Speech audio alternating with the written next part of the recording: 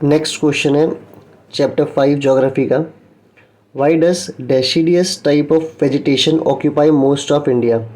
तो बोल रहा है भारत में, पूरे इंडिया में mostly deciduous type of forest ही क्यों मिलता है। देख लेते हैं मिलता भी है या नहीं।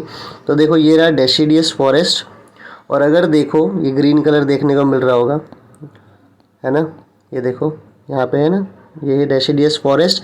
और अगर मैप में देखो तो लगभग पूरे मोस्ट ऑफ इंडिया में डेसिडियस फॉरेस्ट ही हमें देखने को मिलता है।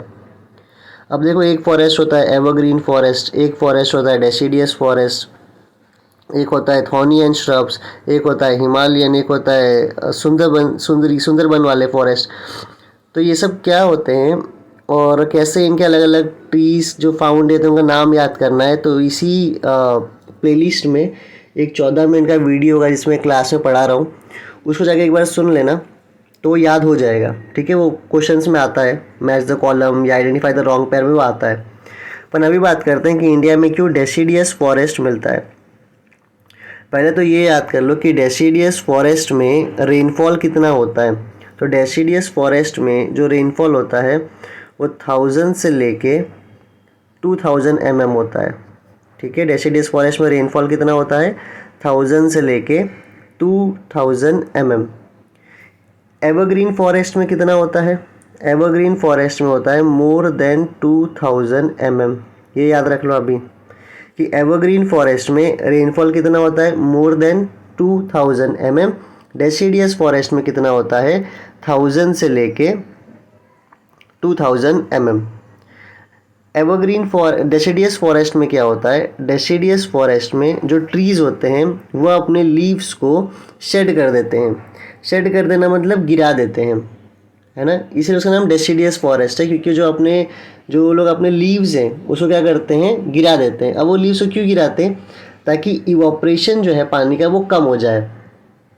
अब देखो इंडिया में जो है वो रेनफॉल जो मोस्टली मिलता है वो है 1000 से लेके 2000 mm।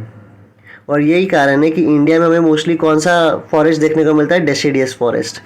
अब यही सब बातों को यहाँ पे लिखा हुआ एक बार देख लेते हैं। देखो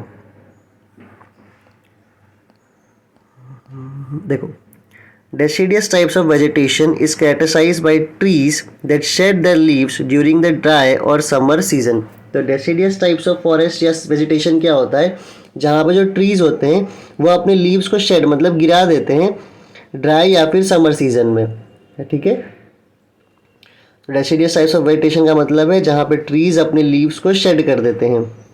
Shedding leaves decreases the rate of evaporation and helps tree to conserve water and energy। तो जो ये लोग पत्ते गिरा देते हैं इससे क्या होता है, जो इवापोरेशन का रेट है वो कम हो जाता है।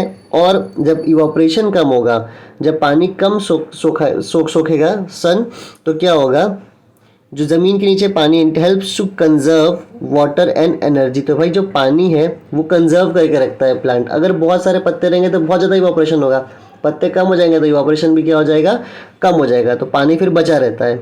ठीक है, तो पहला याद रखना डेसिडियस टाइप्स ऑफ वेजिटेशन का मतलब क्या है, जहाँ पे ट्रीज अपने लीव्स को शेड करते हैं। शेड क्यों करते हैं, ताकि रेट ऑफ इवापोरेशन कम हो जाए। अब जब इवापोरेशन कम होगा तो उनके पास वाटर और एनर्जी बची रहेगी। Deciduous types of vegetation is found in the area receiving rainfall between 1000 mm and 2000 mm।